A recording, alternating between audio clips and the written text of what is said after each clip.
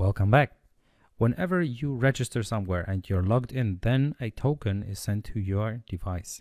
And we need to work with that token because we want to use that token for the notification functionality. So what we will do in this video, we are going to focus on the token functionality before we then go back to the notification and finish that functionality. So therefore, first of all, I'm going to go to my constants and I'm going to create a new constant because I'm going to use shared preferences to store that token on the device. So here, let's go ahead and create a new entry, which I'm going to call const val projmanage preferences. And that will be projmanage preferences, or maybe something like projmanage prefs. Actually, it doesn't really matter. It's just important that you always use this constant value if you want to work with projmanage preferences or shared preferences. Okay, and the main activity, that's where we are logging in, right? So let's go over there, and this main activity here, we are going to create a new global variable. So here, private var, and actually let's make it the late init var, m shared preferences, which will be of type shared preferences. Now let's initialize the shared preferences in our onCreate method. So we can just do that down here, or actually, let's do it before we load the data or anything like that. Even though it shouldn't make that much of a difference, but still, just to be sure, let's go ahead and initialize it. This.get shared preferences at the position constants dot projmanage preferences. Okay, so this is the shared preferences object. We need to add the mode that we want to use. So here, context.mode private. Okay, so the shared preferences should only be available inside of our application itself. Then in our Firestore class, inside of our update user profile function, update user profile data, in there we need to make some changes, which is at the point where we call activity profile update success. So this will not be on only a profile or my profile activity, but it will be an activity in general. So this activity that is passed to us, but then accordingly we need to make changes to this line here. So we can check, is it a main activity? If that's the case, then call activity dot token update success. So that's going to be a function that we will need to create in a minute. And then if it is a my profile activity, then do as you did before. So just call a activity profile update success. Okay, and here we still get this error, so we need to make the same distinction here. So when the activity is a main activity, call activity hide progress dialog, and when we are in the my profile activity, do the same thing. Okay, now let's go ahead and create this function token update success in our main activity. So let's go ahead and add that fun token update success. Here we first of all should hide the progress dialog. Then we will go ahead and create an editor for our shared preferences. So shared preferences dot editor, which will be our m shared preferences that we prepared. And here we need to edit or use the edit function.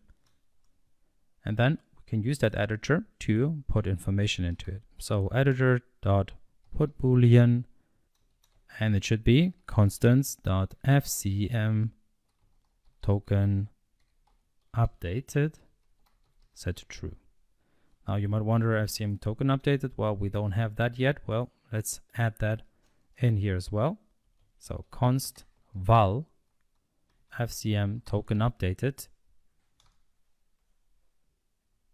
which I'm going to set to FCM token updated.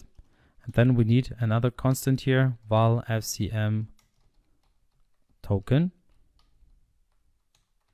which I'm just going to call FCM token. Okay, so these are the variables that we're going to use. FCM token updated should be fine. So at the position of FC token updated, we set the value to true. And then we set the editor.apply function, or we call it, so that this change will be applied to our shared preferences. So this is called if we have an updated token, and we get the token once the user is registered, right? Once he registers or once he logs in. And then here we also want to show the progress dialog, which says please wait, and then we use the Firestore class dot load user data with this activity and the value true for the read board list. So it should reopen the screen or reload the screen, so to speak. Okay, now we will also need a function that takes care of updating the token inside of our database, so to speak. All right, so here fun, and this one can be private, so private fun update FCM token. Here we pass in the token, which will be of type string, and then here we use the user hash map, which will be a hash map of string and any. And then we use this user hash map at the position constants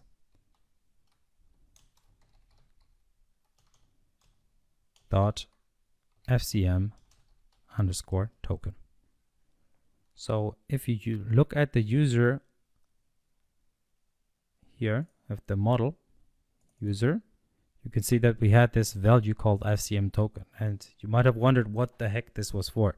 So we never used it, but now we do. So now we want to store the FCM token, so the token of the user that is logged in, so that he can relog in very easily and that we can send notifications to him and so forth. Okay, so we set that value to be the token that is passed to us when we call the update FCM token function.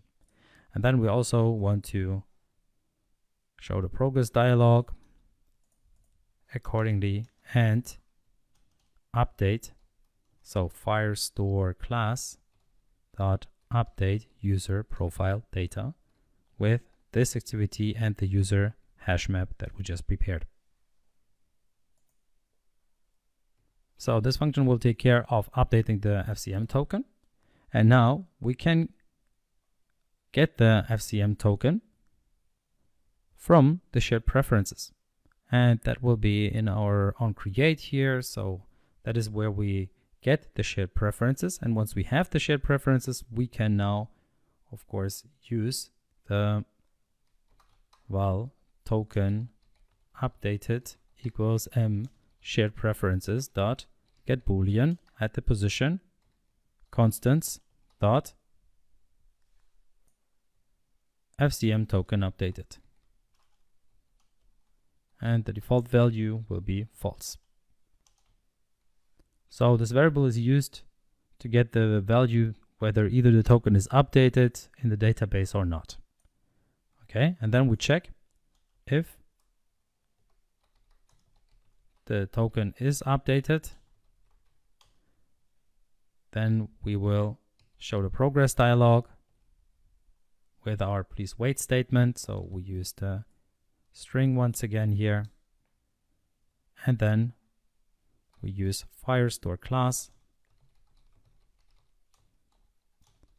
dot load user data with this activity and read board details set to true.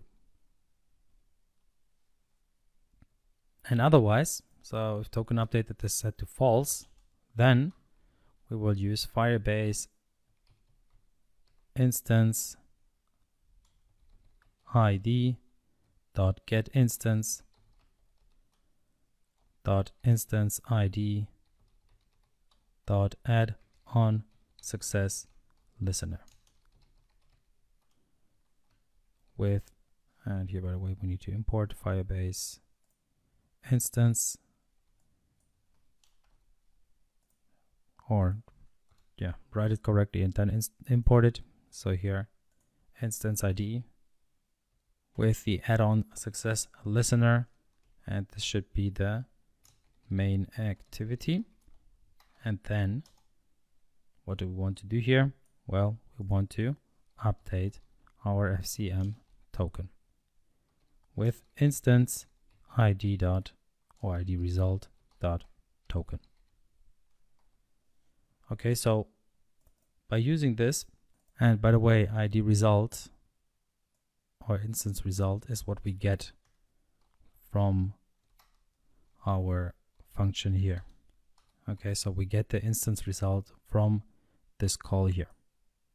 So basically what's happening here is, if we have an updated token, we just say, okay, load the user data. And if we don't have an updated token, then we want to get an updated token. So we get it from the instance, and then we call the update FCM token. We pass in the user hash map. We update the user profile with the updated token. And then there's one thing left to do, and that is when we click on nav sign out. So when we sign out of the application, what we also want to do is we want to make sure that our shared preferences are reset, so that the token is not stored anymore. Okay, so edit.clear, also here clear.apply. What that will do is it will reset the whole shared preferences and set that back to empty. So let's test the application and see if the data is actually updated in the database, or at least the FCM token is stored in the database. So here, if we look at the users, if the user gets an FCM token or not. So not Bart, but dennis@gmail.com. Okay, so there we are. Profile updated successfully. Good to hear.